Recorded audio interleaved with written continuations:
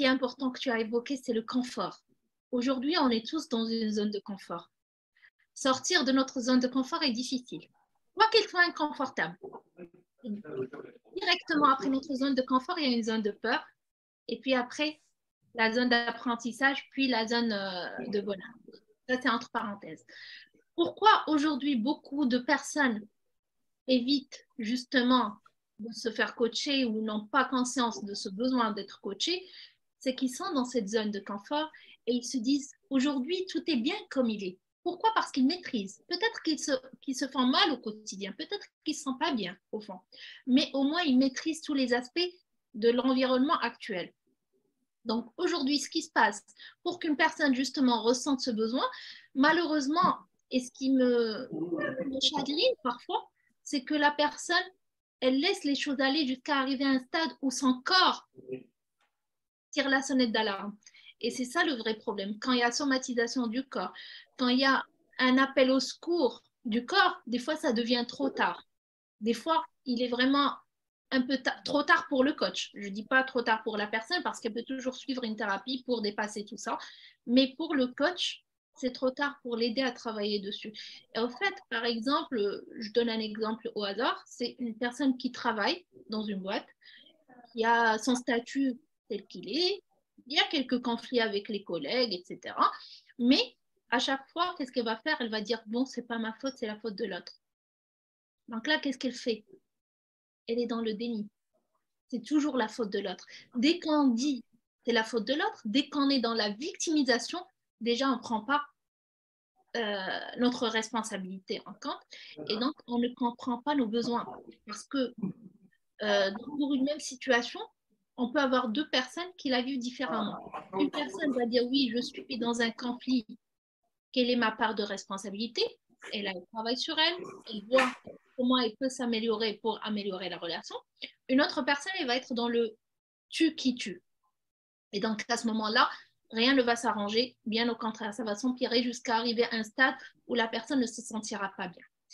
Donc, ce que je veux dire par tout ça, c'est qu'une personne, dès qu'elle voit qu'il y a quelque chose en elle qui bouge, un sentiment, une émotion, il y a une mauvaise gestion de la colère, il y a la victimisation qui se met en place, il y a un malaise, là, il faut se poser la question, on ne peut pas attendre jusqu'à ce que notre corps nous le dise. Dès qu'il y a un malaise, un mal-être, un questionnement aussi, il faut s'arrêter et dire quel est mon besoin. Est-ce qu'effectivement j'ai besoin de me faire accompagner? Est-ce que j'ai besoin de travailler sur moi sans forcément faire appel à un coach? Mais déjà, est-ce que aujourd'hui, là où je suis bien? Est-ce que cette zone de confort est vraiment confortable pour moi? Est-ce que c'est ce que je veux ou bien je veux sortir de ma zone de confort? Et généralement, c'est cette peur de l'inconnu. Parce que quand on dit coaching, oui, je vais faire appel à un coach, mais qu'est-ce qu'il a de plus à m'offrir? Je connais tout. On a parlé tout à l'heure de la question d'ego. Donc, moi, je n'ai pas besoin de me faire coacher, je n'ai pas besoin de me faire accompagner. J'ai tout ce qu'il faut en moi. Donc là, déjà, il faut se poser la question, est-ce que c'est vrai? Donc, si j'ai un conseil à donner aux personnes, à un moment donné, si tout est bien, si la vie est belle, si on est heureux dans notre vie, je ne parle pas de la joie, il y a la joie et le bonheur. Si on est heureux, si tout se passe bien dans tous nos domaines de vie, parfait. Vous n'avez pas besoin de coaching, sachant que même si tout va bien, il y a toujours des moments, nous les coachs, on se fait coacher pour information. Il y a parfois où on a besoin de prendre une décision, donc on fait appel à un coach. Des fois où on n'arrive pas à gérer une émotion, on fait appel à nos coachs superviseurs ou interviseurs pour justement dépasser ça. Donc, dès qu'il y a une question qui se pose par rapport à l'un des domaines de vie, à ce moment-là, on commence à se poser déjà la question. Moi, le conseil que je donnerais, c'est ça. Travaillez sur vos domaines de vie. Posez-vous la question, est-ce que tout est bon? Si tout est bon, c'est parfait. S'il y a quelque chose qui cloche, pourquoi ça cloche?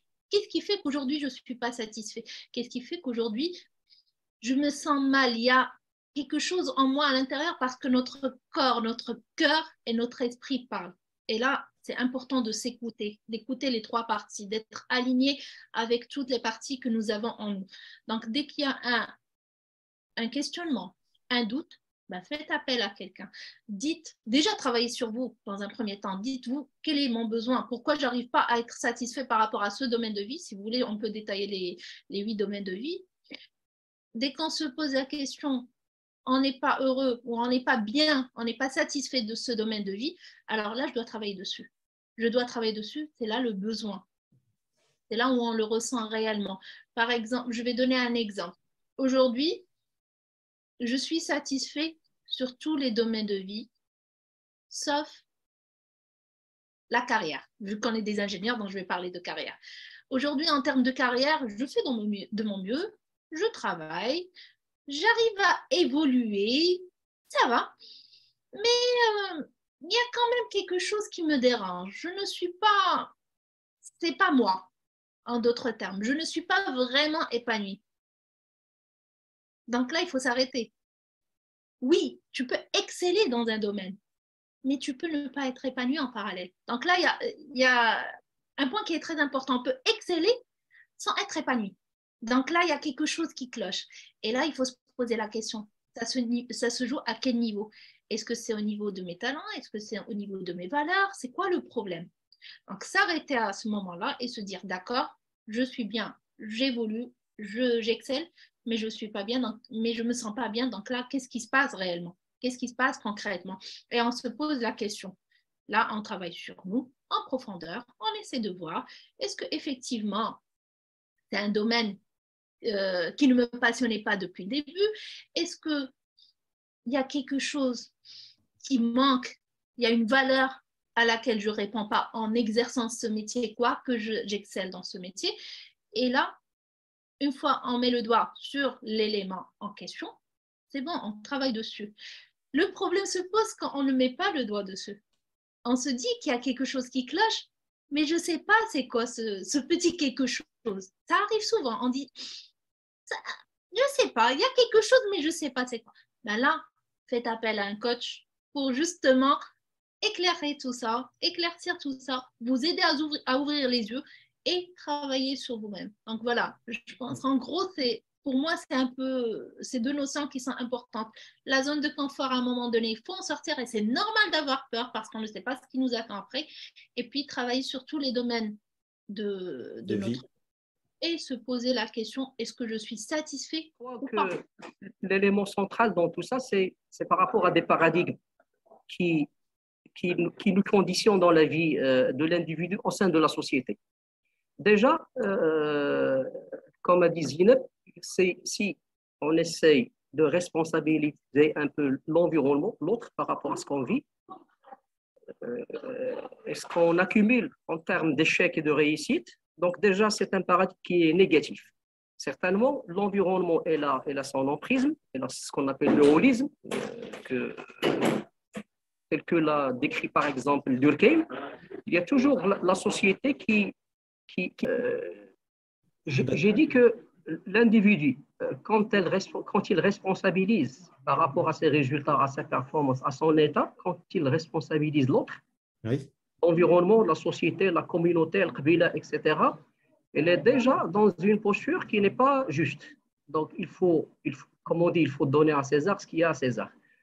La personne, normalement, doit mettre le doigt sur sa responsabilité d'abord, de ses résultats, de ses conflits, de ses échecs, de son instabilité, de son échec dans un des domaines ou bien plusieurs domaines de la vie. Donc déjà, c'est un paradigme, ce qu'on appelle aujourd'hui le in et le out. Donc le flux, normalement, il faut le renverser. Il faut partir de l'état dans l'intérieur de la personne, de ses émotions, ses valeurs, ses croyances, ses contraintes, etc. Et vers la société. Il faut être acteur dans la société.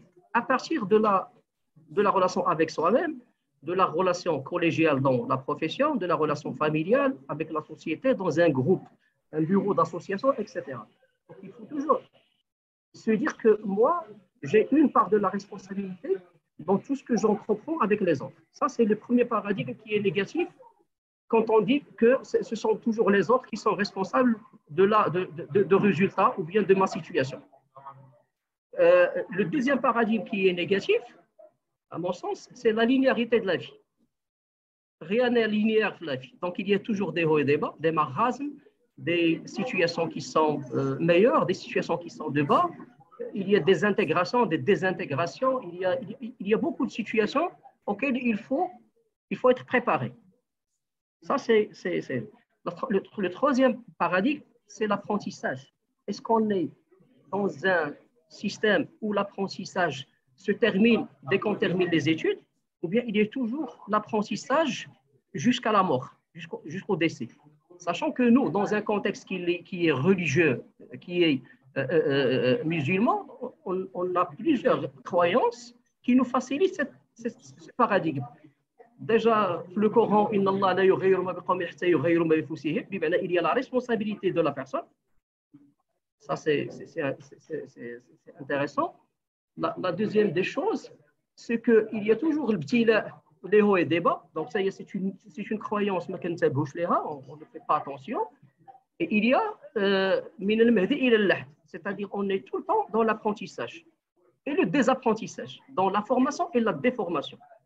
Donc, si on ne change pas ces paradigmes, c'est-à-dire on est déjà dans une situation qui n'est pas rationnelle.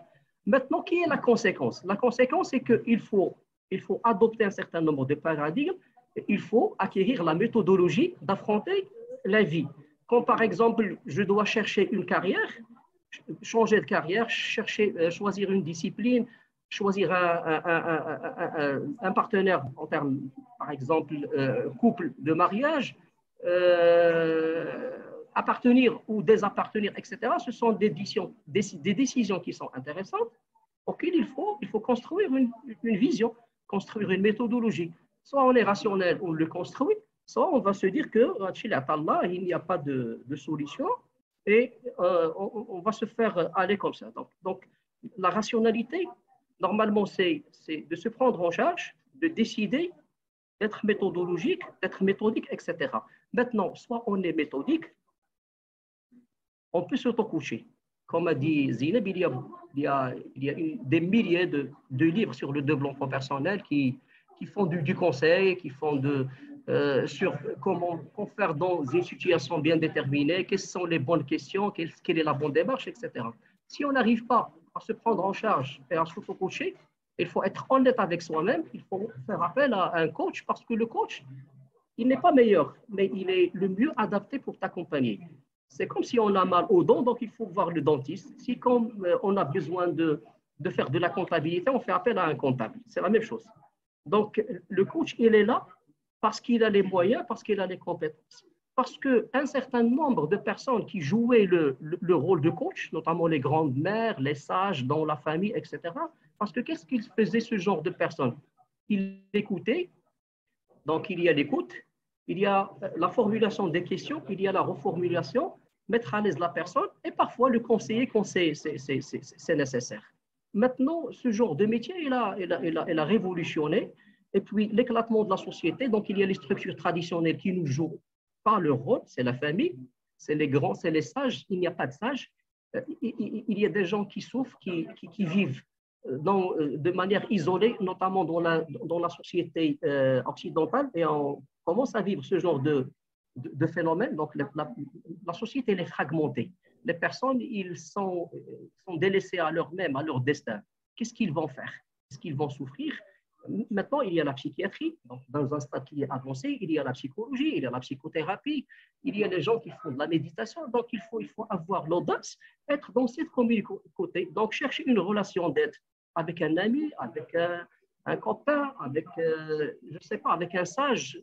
Il y a dans l'administration, dans la société, il y a des personnes auxquelles on peut confier un certain nombre de confidences, se faire coacher, non pas de manière très professionnelle, mais je parle du principe d'auto. Maintenant, si on cherche la performance, si on cherche l'intégration, l'amélioration je crois qu'il faut faire appel à un coach qui est valide, qui a la compétence, qui a la bienveillance, qui a un certain nombre de compétences, on va les voir davantage avec précision, pour ne pas sortir d'une situation là où il faut agir à une situation qui est très, très mal à l'aise. Donc, quand on tombe dans la dépression, quand on tombe dans un certain nombre de situations qui étaient là où il n'y aura plus de solution.